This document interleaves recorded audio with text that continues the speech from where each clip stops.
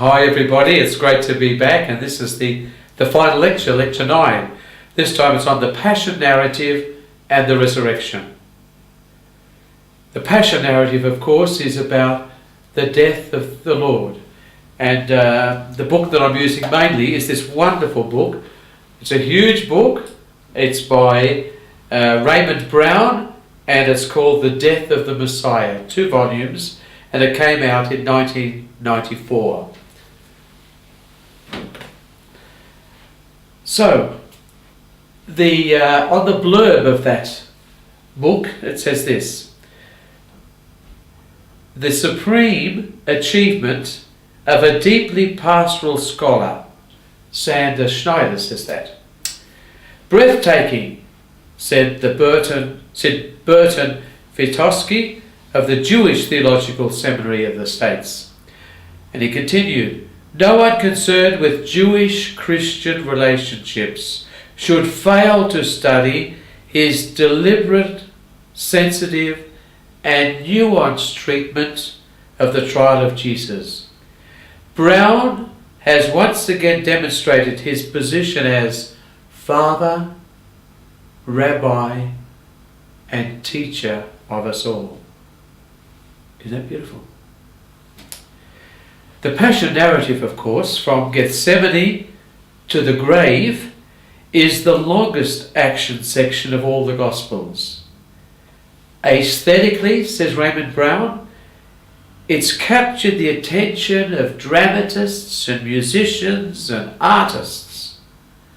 Literally, Passion vignettes have left their mark on our language. Think of the Judas kiss, or 30 pieces of silver, or washing one's hands of something. Historically, Jesus' life crosses the path of such significant historical figures as Pontius Pilate, Roman governor, high priests Annas and Caiaphas. Theologically, Christians interpreted the Passion narrative of Jesus as being part of the plan of God. And spiritually, it's used constantly for meditation, for the way of the cross. And pastorally, of course, it's the centre of Holy Week. In sum, writes Raymond Brown, from every point of view, the Passion is the central narrative in the Christian story. Well, of course, this is so because, for many reasons, the early Christians kept vivid the memory of what had happened to Jesus, as all of us remember the last days and the last hours of people we love who die.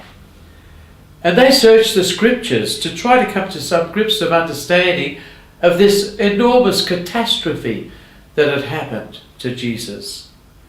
Matthew follows St. Mark, and they present us a Jesus who is abandoned by all his followers. He falls into the abyss, and he endures the crucifixion alone and in the most agonizing fashion.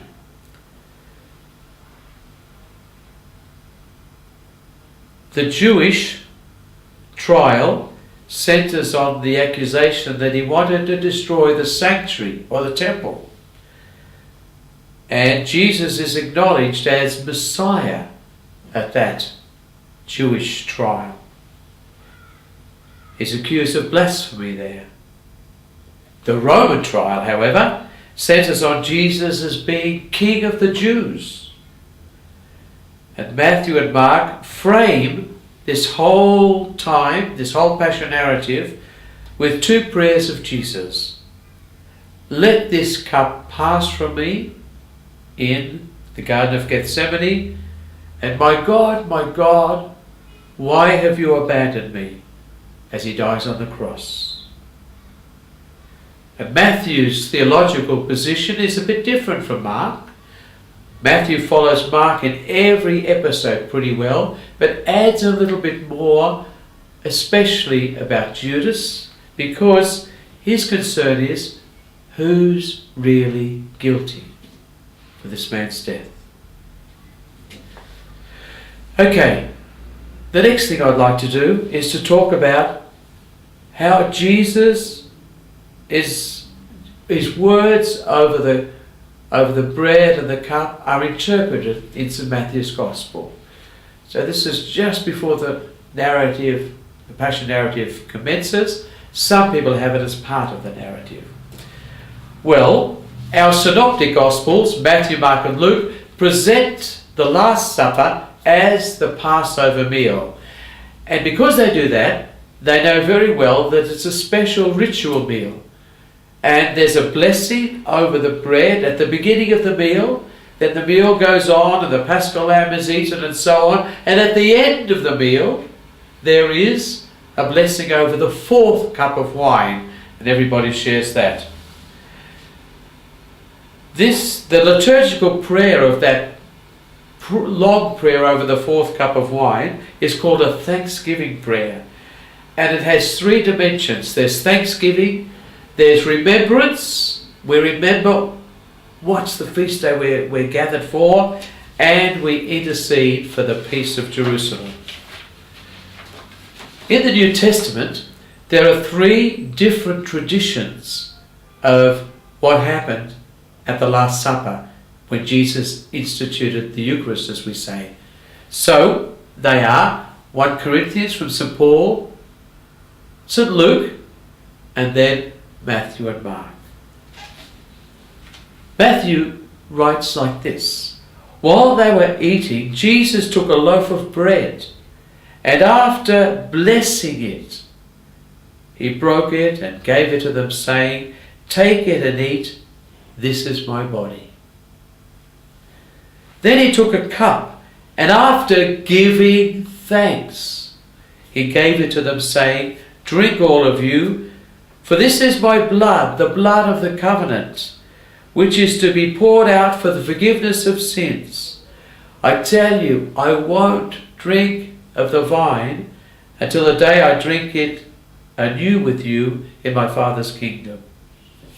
Just a couple of thoughts. He blesses the bread, and that's true, it's a blessing. And the word for that is oilego, eulogy, bless. We bless God in prayer.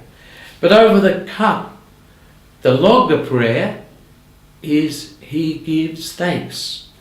Oikoristeo, Eucharist.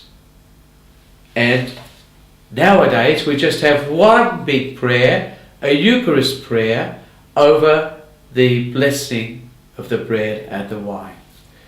So the blessing prayer over the bread is being incorporated into the great Thanksgiving prayer. And it's got threefold structure, the Eucharistic prayer, of thanksgiving to God, remembering why we've gathered, the death and resurrection of Jesus, and we intercede for the living and the dead.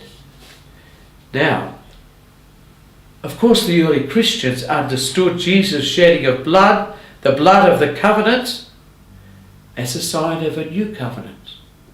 The new covenant with God commences and is renewed with the Eucharist.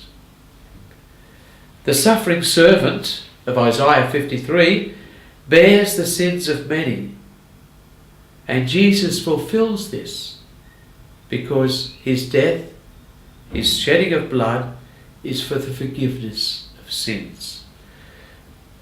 So when Jesus was there, and as we are too, every time we gather for Eucharist, we look backwards to the original covenant on Mount Sinai, to the blood on the doorposts in Egypt, to manna in the desert, and to those lovely meals Jesus had with his disciples and with everybody who wasn't worthy of being a full member of the Jewish family.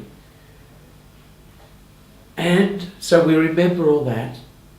And then Jesus transforms it all, what they're doing at this Passover meal, by relating it